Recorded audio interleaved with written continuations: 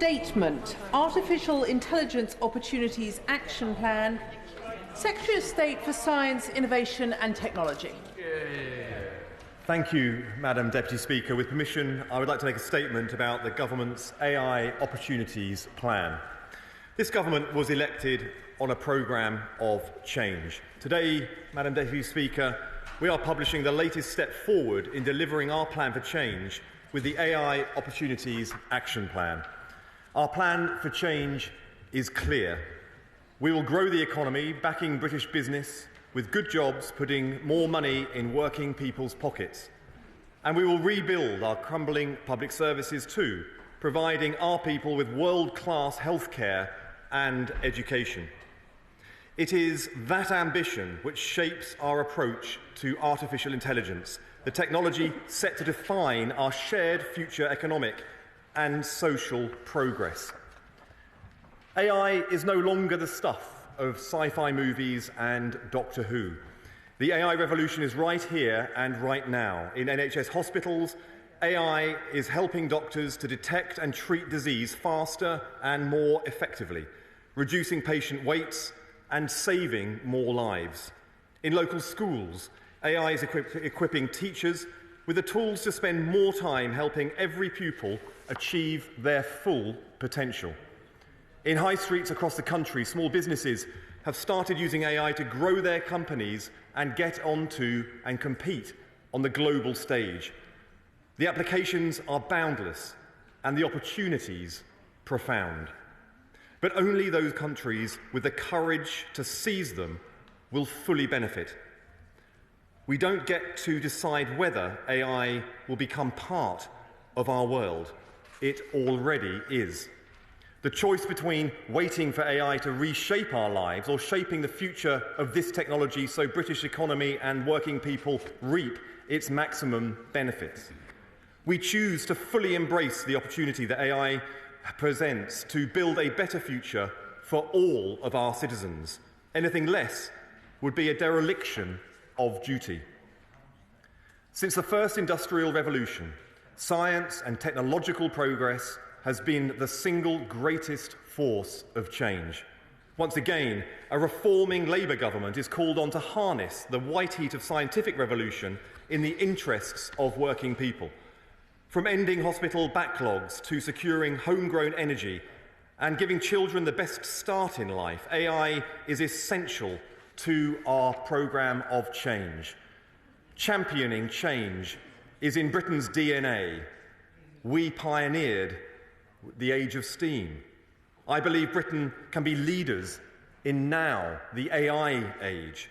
With world-class talent, excellent universities and unrivalled record of scientific discovery, we can do so. Home to success stories like Google DeepMind, ARM and Wave, we have the third largest AI market in the world. Just as we have been on AI safety, I believe Britain has a responsibility to provide the global leadership in fairly and effectively seizing the opportunities AI presents to improve lives. That's why, in July last year, I asked Matt Clifford to prepare the AI Opportunities Action Plan. Across 50 recommendations, that plan shows how we can shape the application of AI in the modern social market economy, anchored in principles of shared prosperity, improved public services, and increased personal opportunity. Through partnership with leading companies and researchers, we will strengthen the foundations of our AI ecosystem, use AI to deliver real change for our citizens, and secure our future by ensuring that we are home to the firms right at the frontier of this technology. Change has already started. Our transformative planning reforms will make it easier to build data centres, the industrial engines of the AI age. Skills England will prepare British people to be active participants in tomorrow's business successes. The Digital Centre of Government will use technology to transform the relationship between the modern state and citizens. But faced with a technology that shows no signs of slowing, we must move faster and further. We are taking forward the recommendations to expand Britain's sovereign AI compute capacity by at least 20 times by 2030, ensuring British researchers can access the tools they need to develop cutting-edge AI. We will create AI growth zones to speed up the construction of critical compute infrastructure right across the United Kingdom. With enhanced access to power and streamlined planning approvals, they will bring faster growth and better jobs to the communities who have missed out in the past.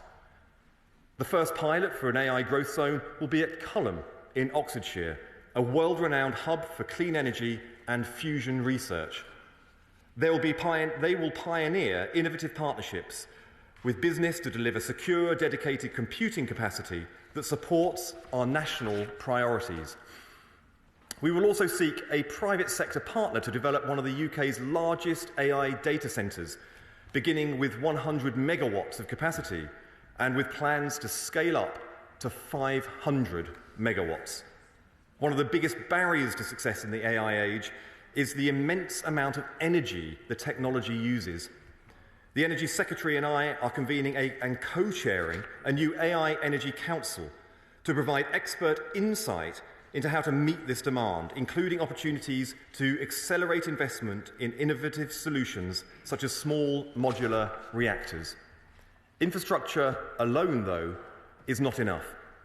To deliver security, prosperity and opportunity for every citizen into the long term, we must be makers of this technology and not just takers. Britain needs our own national champions, our own Googles and Microsofts.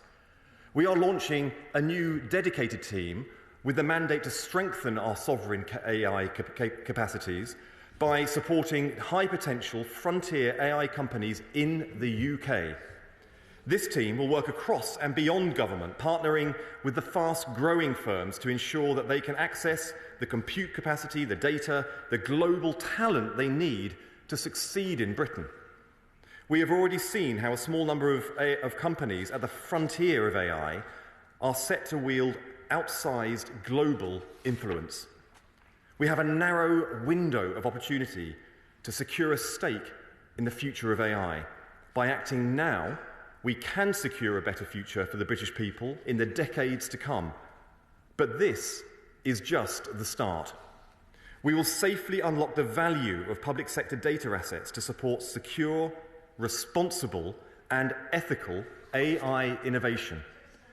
We will overhaul the skills system to safeguard our status as a top destination for global talent, with a workforce that is ready for the AI age. And we will use a scan, pilot and scale approach to quickly identify and trial ways of using AI to transform our economy and improve our public services. The stakes just couldn't be higher. This is a top priority for the Prime Minister and across government. We will harness the power of AI to fulfil our promise to the British people of better jobs, better public services and better lives. We've attracted more than £25 billion worth of investment into AI since we took office. This week alone, global giants have committed a further £14 billion worth of investment. Phase 2 of the spending review will see every department using technology to drive forward our national missions to deliver better value for taxpayers. AI will also be fundamental to the industrial strategy to attract investment, to grow the economy and create high-quality, well-paid jobs right across the country. Madam Deputy Speaker, the AI revolution is now. This government is determined to fully harness this opportunity for the British businesses and working people right across the United Kingdom. I commend this statement to the House. Shadow Secretary of State Alan Mack. Thank you, Madam Deputy Speaker, and I thank the Secretary of State for advance sight of his statement. And let me begin by thanking Matt Clifford for his work. Having known Matt for many years, I'm grateful for his long-standing contribution to the tech sector, including the last Conservative government. And Madam Deputy Speaker, it was that last Conservative government which identified the opportunities of AI early, and we acted decisively. We kept Britain out of the EU's anti-growth regulatory regime, enabling our tech sector to flourish. In contrast, the Secretary of State is on record praising the EU's approach to AI, which even President Macron rejected. So, can the Secretary of State rule out regulatory alignment with the EU on AI issues. We also launched, Madam Deputy Speaker, the Incubator for AI, which led groundbreaking work to improve productivity, as well as the gov.uk chatbot. Both were led by my honourable friend, the member for Brentwood and Ongar, and can the Secretary of State guarantee the future of both projects under this government? Madam Deputy Speaker, we also provided £500 million for AI compute, because our AI sector requires cutting-edge computing power as well as more energy to power data centres. Labour's energy policy is taking our country to the brink of blackouts. So instead of just launching another quango today, the AI Energy Council, can he assure the House that the AI sector will have reliable access to all the energy it needs? Madam Deputy Speaker, it was a Conservative government that organised the world's first AI Safety Summit and delivered the world's third largest AI market, fostering an environment in which Sir Demis Hassabis won the Nobel Prize last year. Even the Prime Minister admitted today that when it comes to AI, Britain starts from a position of strength. But, Madam Deputy Speaker, the bad news is Labour are already squandering the world-leading AI position we built up for Britain. Last July, one of Labour's first actions on entering government was cutting £1.3 billion of funding for Britain's first exascale supercomputer and the AI research resource, both of which Matt Clifford says deserve support in his report. So why didn't the Secretary of State stand up to the Chancellor when she cut his funding last July?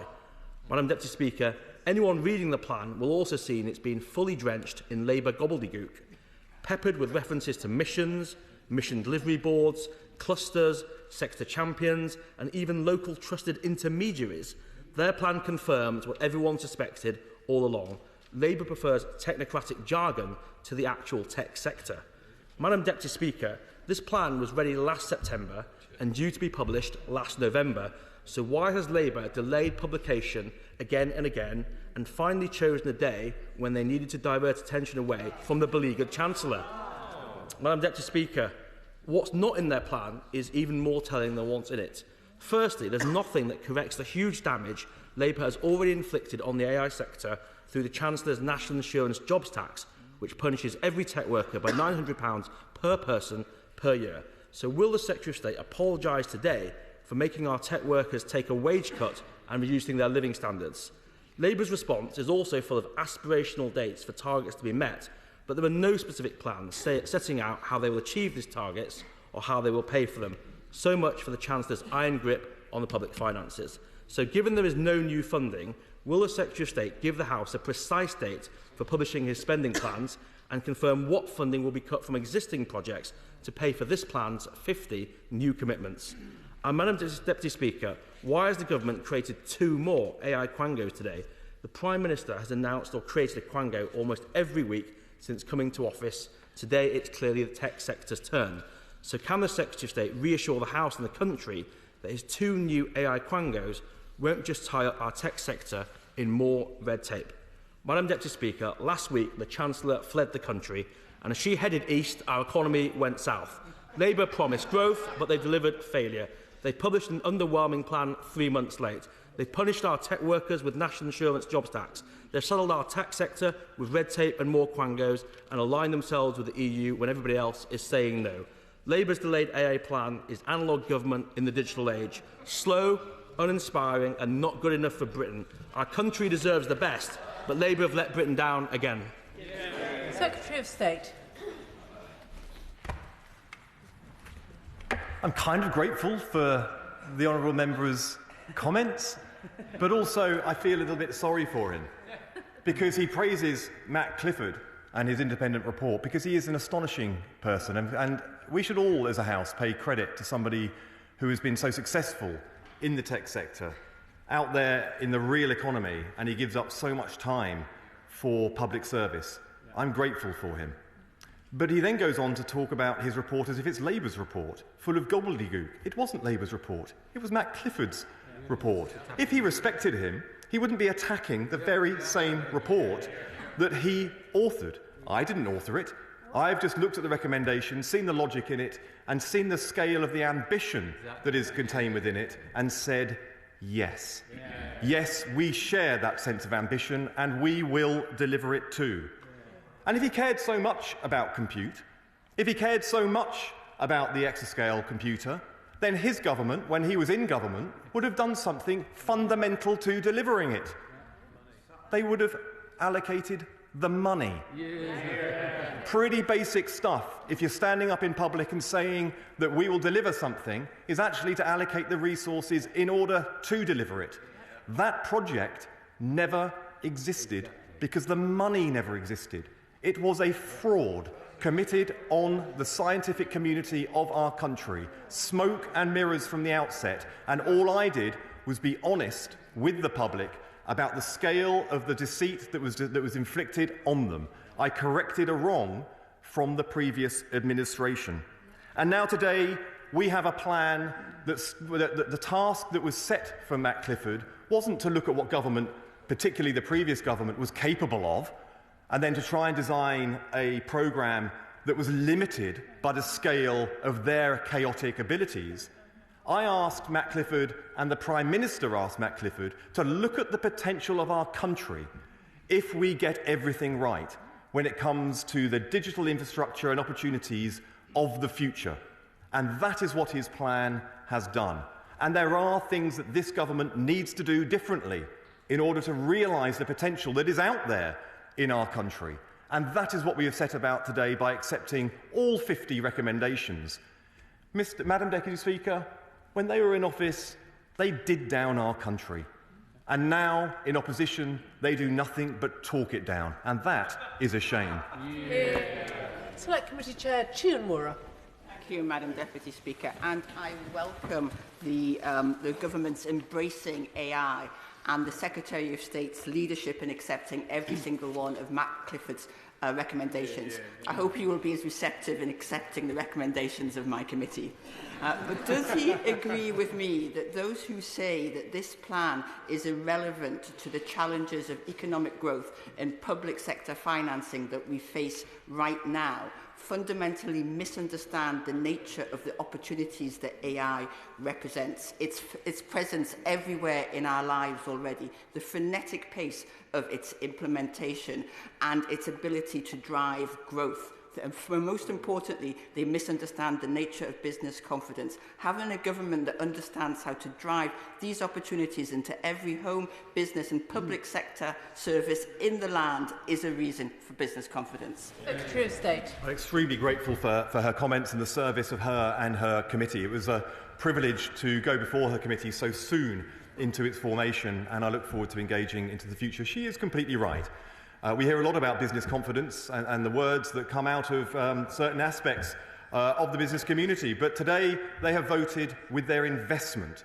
We have announced an additional £14 billion, the creation of up to 13,000 jobs as a result of the investment today. That is business showing confidence in this government. And of course, many of the schemes announced today, the policies, will deliver into the short, the medium and into the long term. But that investment, coupled with our Regulatory Innovation Office, coupled with our planning reforms, will mean that shovels go into the ground quickly, and the jobs and the wealth that will be created by it will start paying dividends very soon. Liberal Democrat spokesperson Victoria Collins. Thank you, Madam Deputy Speaker, and I thank the Secretary of State for advance sight of the statement. We are all too aware of the economic malaise inherited from the previous Conservative government. Innovation in technology can help reverse years of decline, and the UK must be a world leader in quality innovation, from helping to save lives to boosting our economy. Good tech is good for business. That's why safety and AI innovation must go hand in hand. We must build trust and bring people along, not risk breeding suspicion or fear. As the Ada Lovelace Institute said this morning, there will be no bigger roadblock to AI's transformative potential than a failure in public confidence. The National Data Library would represent a major shift in public sector data handling. So how will the government ensure the necessary safeguards are in place? How will they ensure the public maintain confidence? While the focus on AI training is welcome, we must go beyond high-level skills. Not only are tech companies themselves calling out for technical skills, but AI is here now, shaping workplaces, services and lives. What is being done to ensure all sectors of society can access lifelong learning and training? Where is the strategy to address digital exclusion so no one is left behind? Furthermore, the text and data mining regime is a concern. Creatives will be dismayed by the government's acceptance of an opt-out system, and I would urge the government to reassess. The Prime Minister says our AI safety infrastructure is world-leading, But companies are calling for better funding access with better support from the British Business Bank, simpler ways of working with international talent, and indeed that better infrastructure from labs to internet access.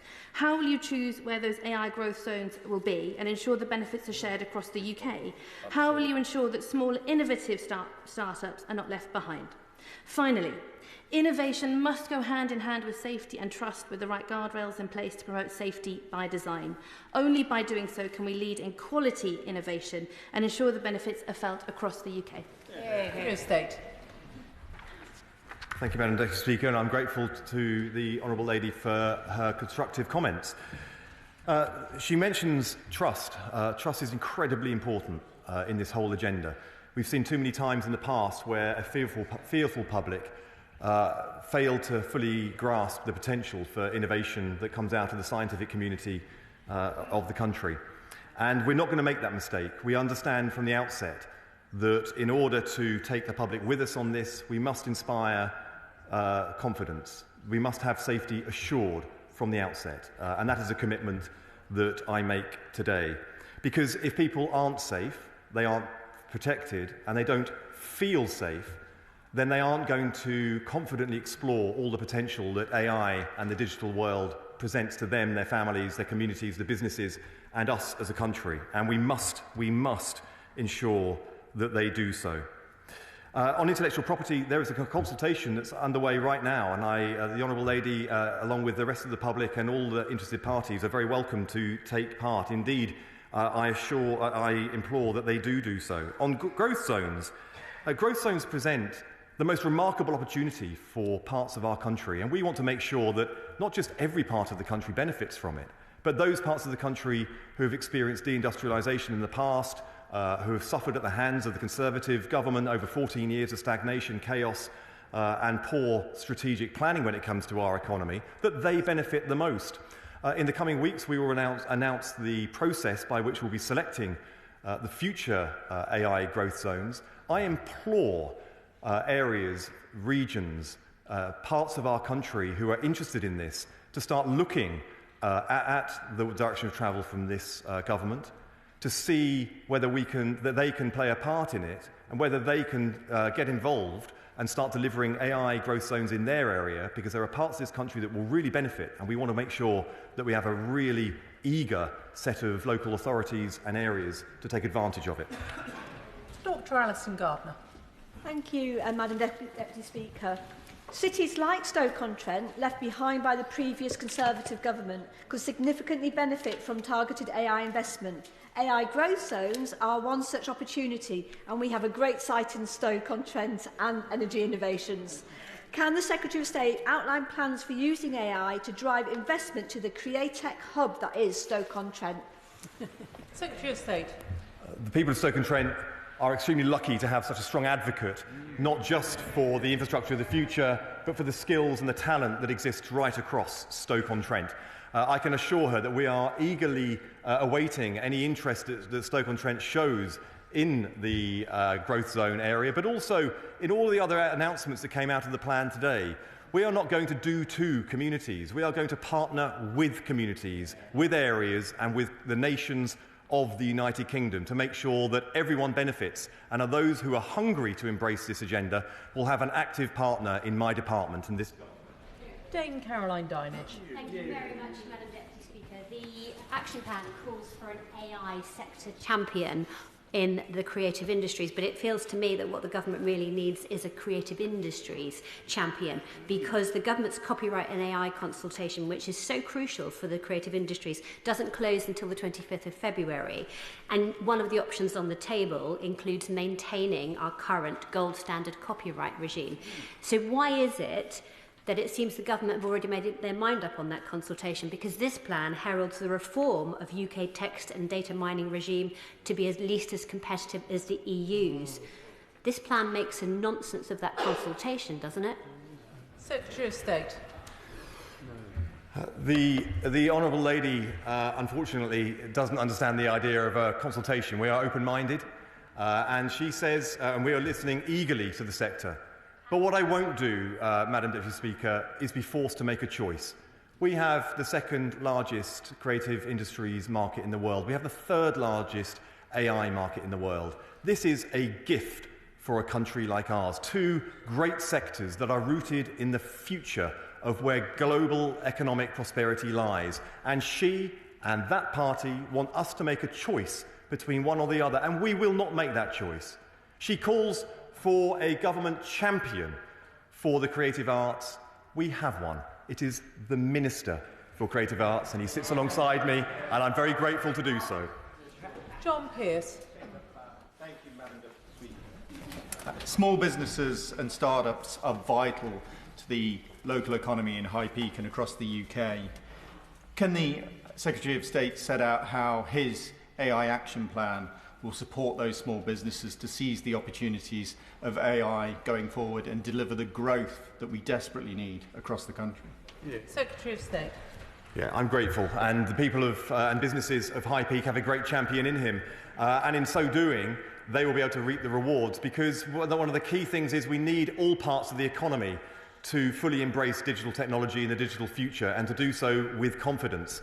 The OBR some time ago said that if businesses across Britain do so equally, then it would add 0.5% to productivity. That would be a £27 billion of fiscal headroom for the Exchequer.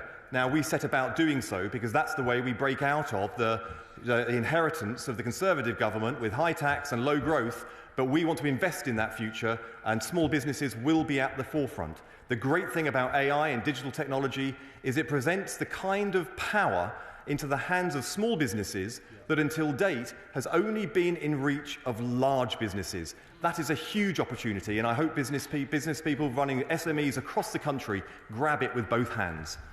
Sir John Whittingdale. Thank you, Madam Deputy Speaker. The Prime Minister this morning spoke about the government wanting to develop a clear and trusted copyright regime, which is, I think, what many in the creative industries thought we already had. When he comes to consider the recommendation in Matt Clifford's report that there should be a reform of the text and data mining regime, will the consultation look at potentially strengthening IP protection rather than weakening it? Secretary of State. I'm grateful for the question. He is a persistent advocate of the issues that he's raising today. But I do just gently say to him that if the current regime, legal regime, was so satisfactory, there wouldn't be so many court cases that are outstanding on this precise issue. Clearly, it is struggling to keep up with the time that we are living in. What we want to do is make sure that, yes, we do strengthen the rights of people creating, using creative industries, and all of the great potential that has for individual copyrighted material. We want to strengthen it into the future, but get it right for the future. And that's why we're thinking about the needs, the demands and the opportunities of the future, and making sure the settlement for those creating digital, AI and creative industries, products and services benefit equally as we go forward and have the assertion of the law. Emily Darlington. Thank you, Madam Deputy Speaker. I am equally excited by the opportunities that being a leader in AI can bring to the people of the UK. He will know that Milton Keynes has been a leader right from its outset, with Bletchley Park creating the birthplace of machine learning and AI, but also Milton Keynes businesses are leading, especially in arts, services, transport, and the heart of our security services efforts are based there, as well as our skills base, including the Institute for Technology, Cranfield and the Open University. Will he meet with me and other AI champions from Milton Keynes to come up with actions to make this plan a reality for the people in Milton Keynes? Secretary of State. One of the things I've noticed visiting Silicon Valley 3 times in the last year is that the constituent parts that make Silicon Valley so magical when it comes to innovation and the upscaling of it exist here in the UK, but we're just not bringing it together and using it in the right way. She has just identified many of those constituent elements for Milton Keynes. They have a great champion in her because they do need to be coordinated better in order to fully exploit the opportunities of the future. I hope that I can be the partner in this government and my department can be the partner that she needs, and I look forward to meeting with her and her stakeholders.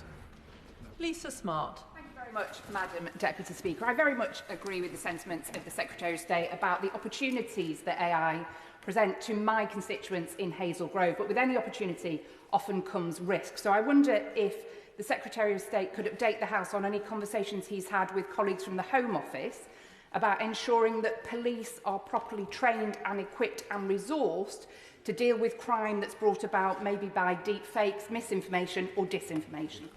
Secretary of State. She raises a very good point, and I can assure her that we are indeed in touch with the Home Office, as we are with every frontline public service department, to make sure that AI is used, the potential is embraced. But as I said before, safety has to be the first step, protection has to be the first step, so that the public can be reassured that we are using this technology wisely and in their interests. Clive Efford. Deputy Speaker, I welcome my right honourable friend's statement, and future AI is going to be central to the future of our public services, and particularly in improving productivity in public services. So can my right honourable friend say just exactly what the government is going to be doing to assist our public services in taking advantage of the opportunities that AI offers? Secretary of State. I'm really grateful for my honourable friend's question. He is absolutely right. The thing about AI is it's not a singular technology, it is a general purpose technology. So just in health alone, AI is already being used in hospitals such as Huddersfield for radiography departments to make sure that scanning is more precise, you can detect early patterns quicker so you get to disease quicker, and also productivity is increasing, in their case from 700 to 1,000 scans a week. But simultaneously, it is also ensuring that in the test pilots that we have going, that doctors' time is used more wisely, using digital technology to create a more human experience, because doctors can spend more time with patients. This is what happens when you use AI and digital technology wisely. This is why, unlike the previous government, we won't sit on the sidelines and let the market do the business as it sees fit. We will use the power of government, the agency that comes with that, to ensure that this technology is used for the benefit of all. Lincoln Jopp. Thank you, Madam Deputy Speaker. I don't know whether the Secretary of State has had a moment to read the Times this morning, but it reports that the Chancellor is using a new AI tool in order to answer her emails, and that it is 70% accurate, performing, and I quote, as good or better than existing processes. Which doesn't say a great deal for the ability of the Chancellor to answer her own emails, but be that as it may, could the Secretary of State please reassure us that any AI tool being used across government means that any statement brought to this dispatch box by the Chancellor is 100% accurate? Secretary of State. I'm very grateful for the question. I can assure him that we are piloting and developing and hoping to deploy AI across government to drive efficiencies, effectiveness, and serve the people of this country better than ever before, and certainly better and more efficiently and effectively than they experienced under the previous 14 years. Steve Race. Thank you, Madam Deputy. Can you set out what role he envisages the digital centre of government will play in driving AI adoption across public services and departments to benefit my residents next to specifically? Thank you. Secretary of State. I'm really grateful, and there will be many benefits experienced by the whole programme of this government when it comes to digital technology for the people of Exeter. We have created the digital centre of government because previously digital services were dispersed across government, always often buying off the shelf products and services from big providers because the capacity didn't exist within government as to either understand, to develop, deploy and programme services within in-house. We now have a powerful centre of government that is a digital centre of government, which is working alongside tech companies and often developing in-house. And I'm really excited that in the days and weeks that lie ahead, not months and years, days and weeks that lie ahead, we will be announcing to the public more about what the digital service is delivering for citizens across this country. John Glenn. Thank you, Madam Deputy Speaker, and I draw the House's attention to my register of members' interests. I welcome the government's ambition in this space, but one area of significant challenge to many tech companies that I've observed and invested in over 20 years has been the ecosystem of investment in the UK. Can I urge the Secretary of State to work closely with his colleague, the member from Wickham, who is undertaking valuable work on pensions reforms, so that we can actually intensify the understanding in the city of the opportunities that exist in this new sector, particularly at Series C and before, where there is a gap and it has a meaningful impact on the growth potential of so many businesses across this country. Secretary of State. The Honourable Gentleman raises an incredibly pertinent point. He mentions one of the great challenges. There are many challenges that I perceive in this agenda, which is why we are striving so hard to get as much progress as we can. One of the key barriers to not just upscaling innovation in this country, but keeping innovation in this country, is making sure that the investment landscape is fulsome enough, it is swift enough, not just from spin out and scale up, but when you get to that point where you do need the further rounds of investment that he mentions, sometimes into the hundreds of millions of pounds, sometimes taking time to actually become profitable, taking that kind of investment risk is essential. I can assure him that the Chancellor and the Member for High Wycombe are both working intensively on pension reform. We did so from a position of opposition. We are carrying on the Mansion House process. We want to make sure that the investment landscape in this country is world class. And right now we have some work to do, but we are getting there. Tracy Gilbert. Thank you, Madam Deputy Speaker. I'm pleased that today's action plan referenced the expertise and development that already exists in AI in Edinburgh, and it's understandable that the Government had to cancel a number of unfunded projects from the last administration. However, can my right honourable friend work with stakeholders to ensure that the ambitions in Edinburgh to develop an exascale computer are at the heart of a long-term plan that the Government announced and will bring forward in the next 6 months? Secretary of State. At last, there is a great advocate there for a sustainable, fully funded, fully costed compute landscape for our country. And that is something that we have begun announcing in today's plan. Into the spring, I will announce further strategy on compute. I want to make sure that we have the right, resilient, sustainable investment that our country needs when it comes to public compute. We have committed today to increasing our public compute by a factor of 20 in the next 5 years. That shows the scale of ambition. But she can rest assured that when we make announcements for the compute needs of our country, and particularly when it involves individual institutions, it will be fully costed, it will be fully funded, and it will be delivered. Pete Wishart. Thank you, Madam Deputy Speaker. People in our world-class creative sector will not be in the least bit reassured by the Minister this afternoon.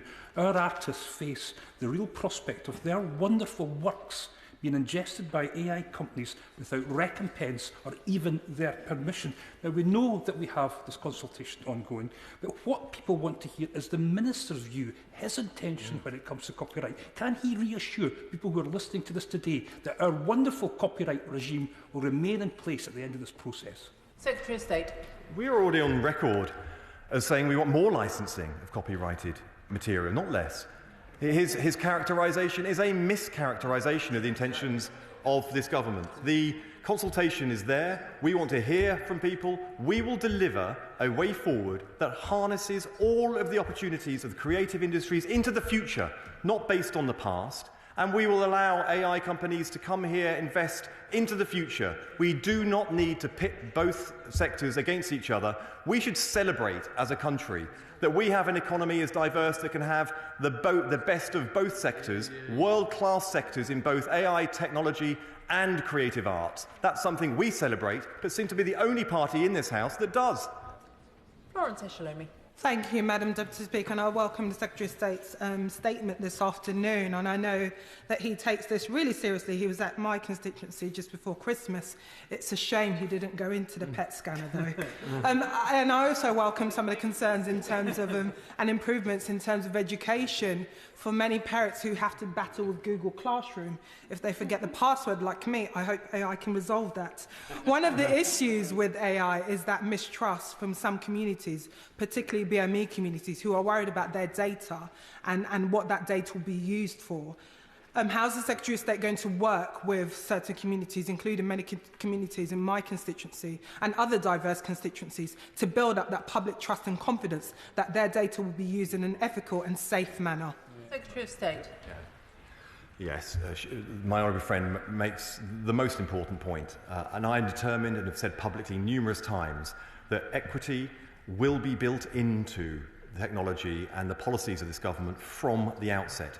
When she reads the reports, when she hears the words of this government, when she listens to the Prime Minister, I hope she is reassured that for this government, we want to make sure that everyone from every background feels the ability to connect and work within the tech sector here to create the technology of the future, but also benefit equally from the products that come out the other side, including being able to use products intuitively and benefit from the wealth that is created from them. And when it comes to using public data, I realise that there are parts of this country, there are communities here that we need to be taken on a longer journey and need to be more reassured as we go forward. And I fully commit to doing so as we go forward. Mohindra. Thank you, Madam Deputy Speaker. Can I welcome Matt Clifford's action plan? In it refers to data centres. As the Secretary of State may be aware, in my constituency in Keynes Langley, the Deputy Prime Minister is currently reviewing the need for a data centre there. But the report and the Secretary of State did talk about making sure that the infrastructure was in the right place. I'm working alongside my constituency Keynes Langley because that particular site is prime green belt. If there is a need to actually build and develop on it, housing would make better sense because things like energy, which would be a huge issue for data centres and requirement for data centres, is not nearby. How can the Secretary of State ensure that we are not just encouraging white elephants to be built in the wrong place? Secretary of State. Thank you. I can assure him that the energy needs and the other constituent needs of data centres are being taken into the strategic planning of our country at last. We have created the AI Energy Council that is jointly chaired by the Energy Secretary and myself, and the planning reforms will mean that we can expedite the investment into the data centres. He should be aware that not only are data centres a singular investment, but very often other innovations, other industries, other businesses will cluster around it. So when it comes to heat that he mentioned, often community heat networks can stem and flow from these kinds of investments. If there is the right local leadership, if there is the planning in place, and if there is the vision to make sure that our country benefits the most. We have that vision.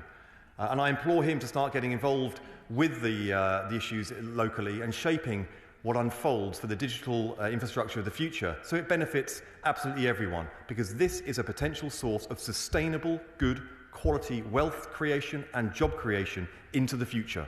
I suggest his party gets on board and grabs it with both hands rather than talking down the agenda we're putting forward today. Catherine Fuchs. Thank you, Madam Deputy Speaker, and thank you, Secretary of State, for your statement today. I'm delighted that Vantage Data Centres are working to build one of Europe's largest data centre campuses in Wales and plans to invest over £12 billion in data centres across the UK, creating 11,500 jobs. This is, of course, great news for our government's economic growth mission.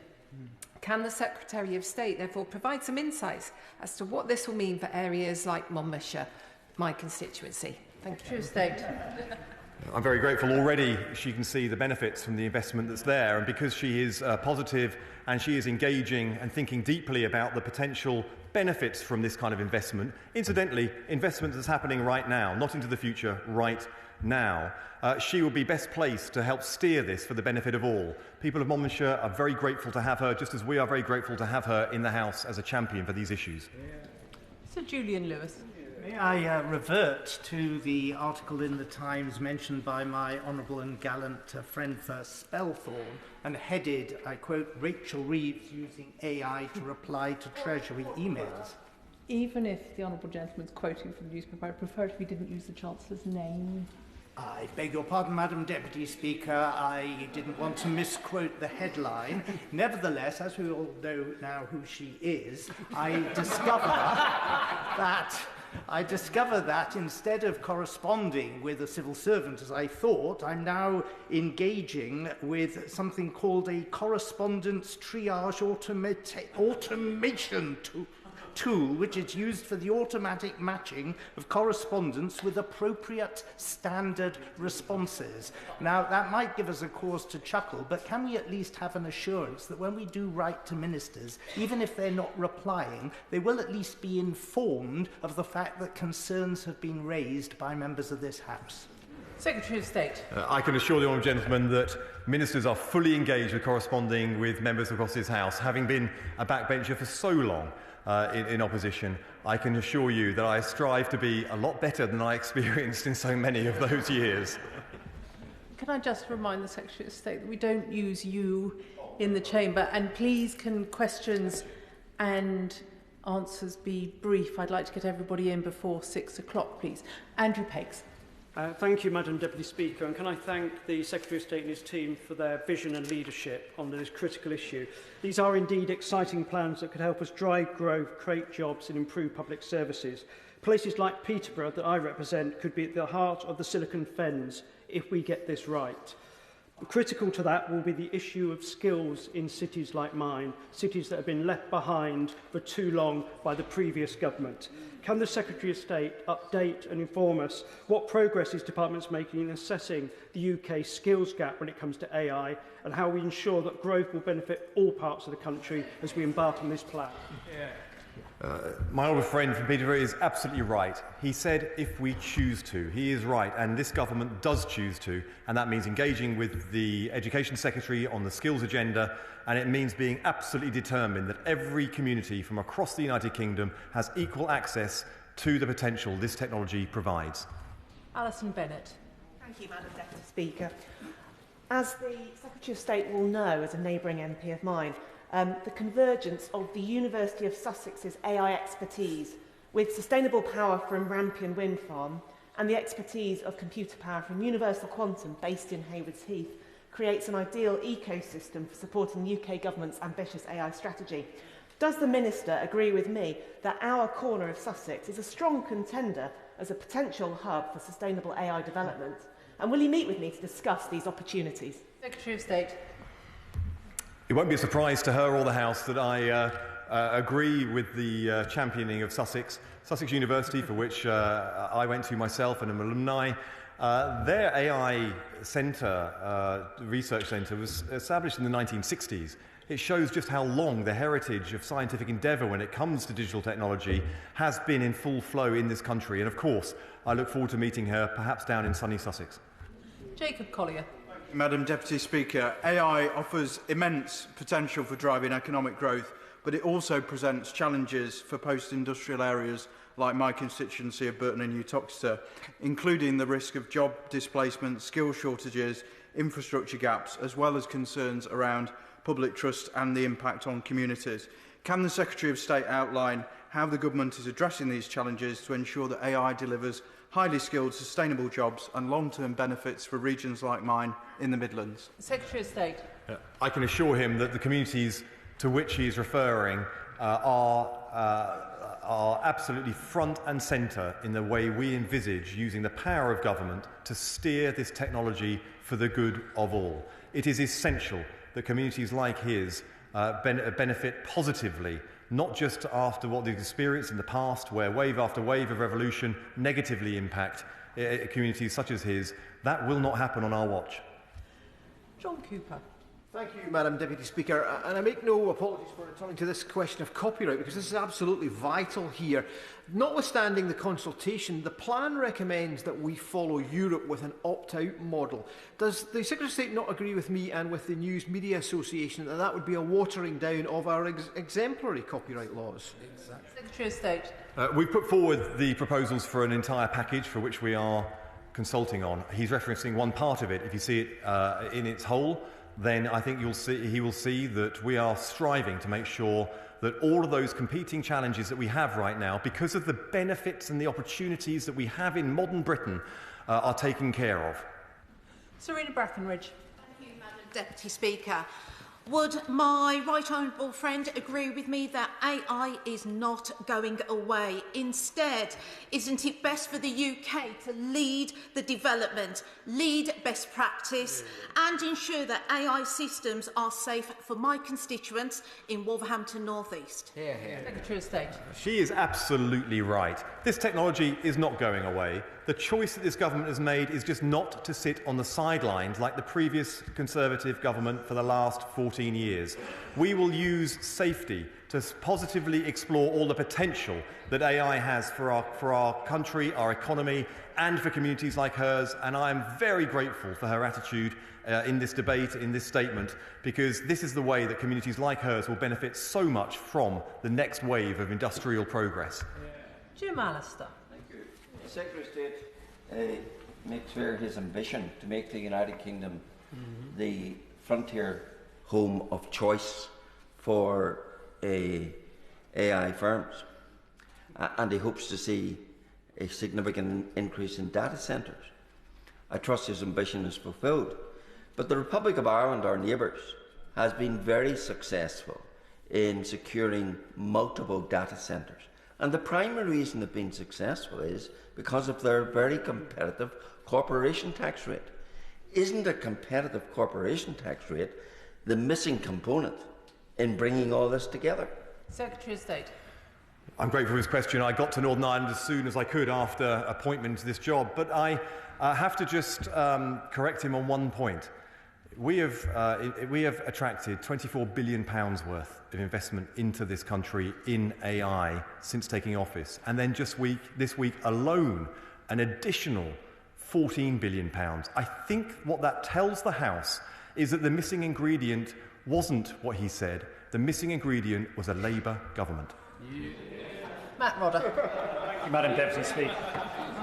Thank you, Madam Deputy Speaker, and may I welcome the Secretary of State's statement today. I wholeheartedly support the close work with the private sector and the investments in AI and data centres. Would he like to say a little bit more about the work he's doing to encourage more small businesses to benefit from AI? And in particular, will he consider Reading to be a potential hub? Secretary of State. I really look forward to Reading getting involved and coming forward with us to offer to partner to get the kind of investment into great places like Reading. I know that Reading has a lot of great small businesses. Small businesses could benefit the most. Small businesses that sometimes might feel like they're tucked away in communities up and down the country actually can enter the global stage because of the technology that's now before us. Our job as a government is to make sure that the infrastructure is there and all of the technology is accessible to them as it is for big companies. Sir Keith Batty. Thank you, Madam Deputy Speaker. We should be under no illusion that the U-turn on supercompute is exactly that. We committed £1.3 billion. They cancelled it. So can the Secretary of State now tell the House? Can the Secretary of State now tell the House how much money has been allocated has been set aside to achieve his supercompute ambitions? Secretary of State. Well, I do admire the way they just pushed through with this, but they didn't commit a single penny to a single one of the projects that he mentioned then. You know what this is?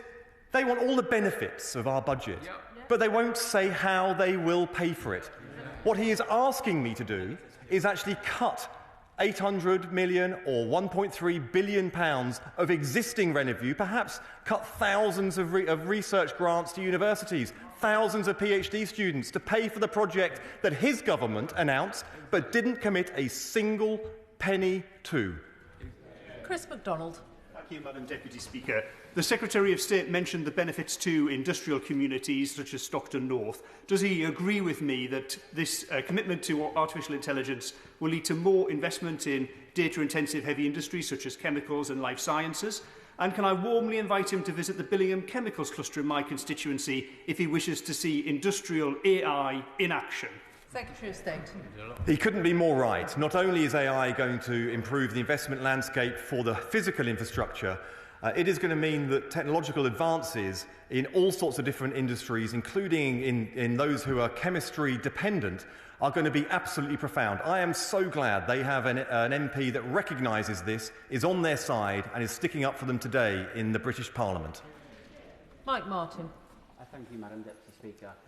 It's clear that AI brings great opportunities and also some dangers. And nowhere is that more clear than in the military realm, where, well, put simply, an algorithm can help you make a decision about who you want to kill, and the quicker you can do that, the more of an advantage that gives to your side. On the other side of the ledger, of course, if you kill the wrong person, our entire legal and ethical framework for how we conduct war disappears. Could the Secretary of State give the House a broad outline of the discussions that he's having with the Ministry of Defence about this really important international issue? Secretary of State. He does raise an incredibly important point. I can reassure him that we have the world-class defence industry in this country. We have world-class defensive capabilities within the Ministry of Defence, and we have a government that is determined to make sure that not just digital technology and AI, but all evolving technology is used ethically and appropriately in the defence of our nation. I can also assure him that the Prime Minister has written to each government department asking for their plans on digital progress and harnessing the power safely of digital technology, and I can also assure him that my department and that of the Ministry of Defence is in touch with each other. Andrew Cooper. Thank you, Madam Deputy Speaker. And at the risk of disagreeing with some of my colleagues, it's surely Mid-Cheshire that's leading the way on AI innovation in the North West, with a number of companies working on some game-changing applications. I want to make particular mention of Safety Shield in Winsford, who won a King's Award for Enterprise for their AI model that's been 10 years in the making and is keeping construction workers safe on sites all over the world. The action plan talks about the potential of post-industrial constituencies like mine to act as key drivers for regional growth as AI growth zones. Can the Secretary of State say more about how areas can work with the government to get AI growth zones up and running, and how soon he expects them to be operational? Secretary of State. I'm very grateful for him sharing the example of in his constituency. I can also say that in the coming weeks we will release the details of how local communities can get involved, can apply to become AI growth zones, and I'm really looking forward to seeing his. Chris Law. Madam Deputy Speaker, over the summer the UK Labour Government cancelled £1.3 billion worth of investments in tech and AI projects, including £800 million for the next generation exascale supercomputer at the University of Edinburgh. The UK Government described this project as making, and I quote, little strategic sense. Yet today has now pledged to turbocharge AI, including plans to build a brand new, wait for it, supercomputer. So can the Secretary tell me, on the back of the fact there's new investment and the University of Edinburgh has been at the centre of research and development of AI for more than 60 years, whether the new supercomputer will now be located at Edinburgh? Secretary of State. I just make the basic point again, because I think he needs to hear it again. You can't cut something that doesn't exist. I did not cut something because it did not exist.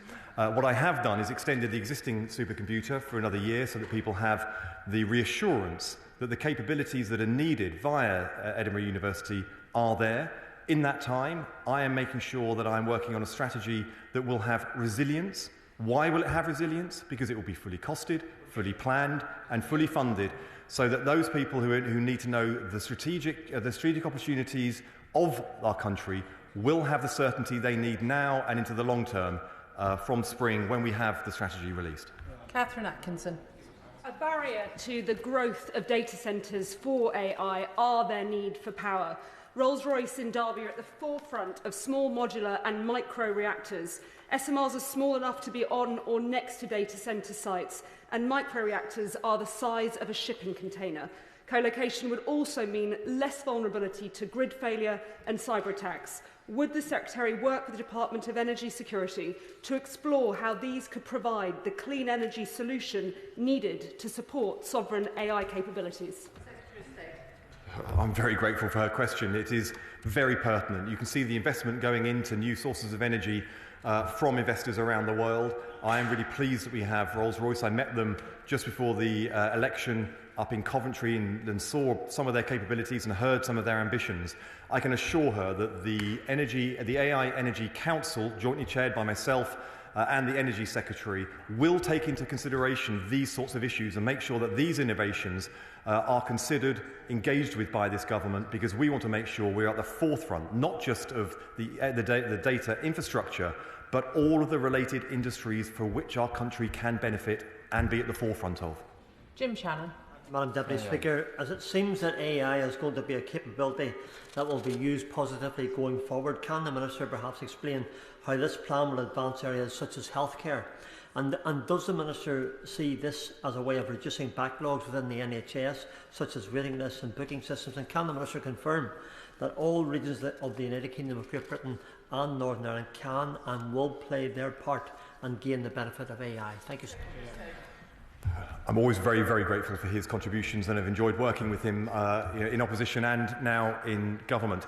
AI poses enormous potential for productivity, but also innovation, for medical advancements in treatments and medicine for the health service. I can also assure him that we are striving, myself and the Health Secretary doing many visits together to try and understand how we can work together to have technology developed and implemented throughout the NHS.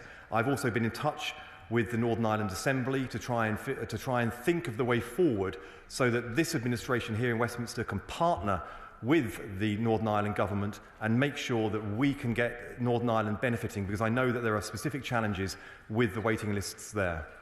Gordon McKee. Thank you, Madam Deputy Speaker. And can I agree with the Secretary of State's praise of Matt Efford, who's produced a top-class report. Now, when it comes to building data centres for training AI models, you need two things ideally: lots of energy and ideally cold weather.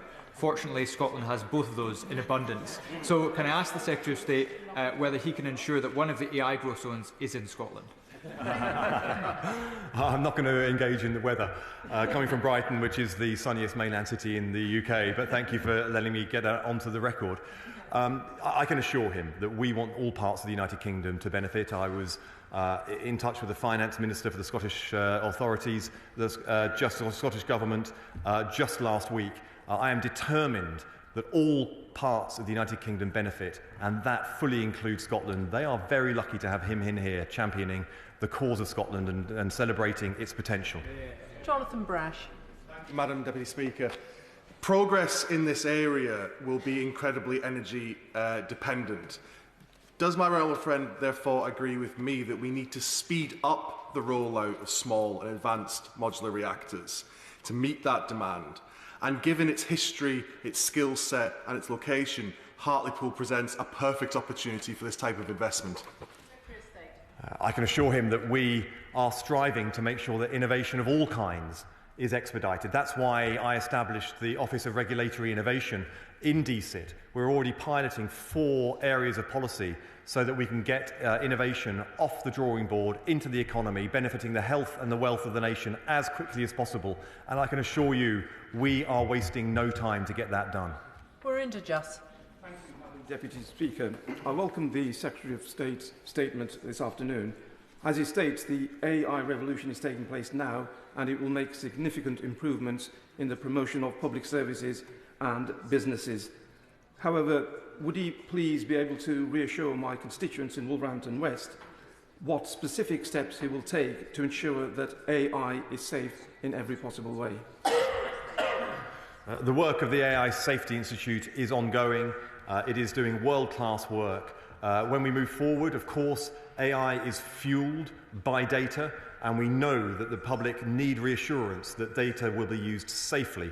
I can assure him, with a data bill going through, with a government that wants to ensure that people have the rights that they need to ensure they have control of their data, that both use of data and use of technology and use of AI and also use of the algorithms that are increasingly being used in the private sector but also being used in government.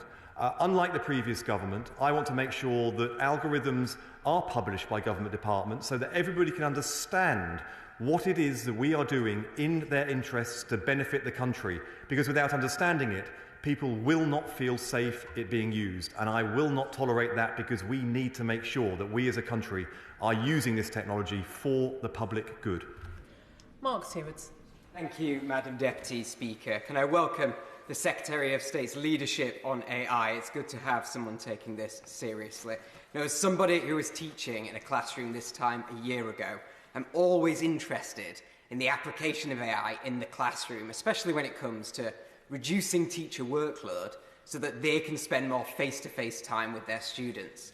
I'm also interested in the application of AI and in creating personalised learning resources for students based on their ability.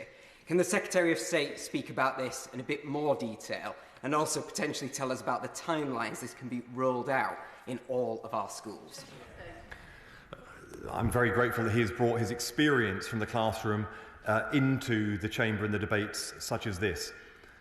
As somebody who experiences neurological challenges and barriers to learning as a child and through life, one of the most exciting parts of the digital revolution, the AI revolution that's unfolding, is if we harness this correctly, you can have one classroom where students who have barriers to learning and others that have specific talents that need stretching and challenging can exist. And now, of course, there is no replacement for great teaching. There is no replacement for people and teachers in the classroom working with students.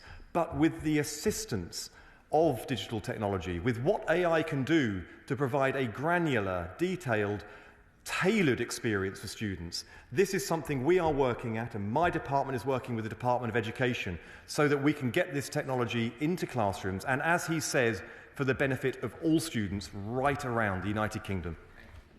Joe Powell. Thank you, Madam Deputy Speaker. On Friday, I visited a major national grid upgrade project in my constituency of Kensington and Bayswater that will connect to a huge new data centre in northwest London. The Secretary of State's talked about the additional energy infrastructure needed, but how will he work to speed up the planning system, including taking on those that seek to block this critical new infrastructure so we can really harness the benefits? Secretary of State. Thank you, Madam Deputy Speaker. We certainly saved a great question for the last question in this statement. We are absolutely determined. This plan that we put forward today, and let me express my gratitude one final time to Matt Clifford for doing this report, to fully embrace this technology, we need to get a lot right. We need to get regulation right, and yes, we need to get planning right. We are already undertaking a huge reform of our planning system, the biggest for well over a generation. That will include the ability for government, locally and centrally, to make sure that investment into the industries of the future and the infrastructure of the future is expedited. It faces no barriers so that it can be put to the common good, for the good of our country and its citizens, without delay. Can I thank the Secretary of State for that statement, which brings